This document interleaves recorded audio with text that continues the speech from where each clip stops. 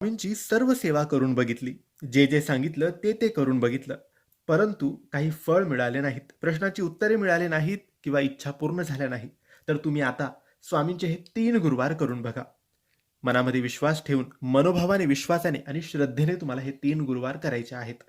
हे 3 गुरुवार तुम्ही विश्वासाने, श्रद्धेने केले तर तुमच्या इच्छा पूर्ण नक्की होतील. स्वामी प्रसन्न नक्की होतील. तुम्हाला अनुभव नक्की येईल. मित्रांनो, फक्त 3 गुरुवार आणि तुमची प्रत्येक इच्छा पूर्ण होणारच. स्वामी समर्थांच्या कृपेने जीवनात चमत्कार घडतात.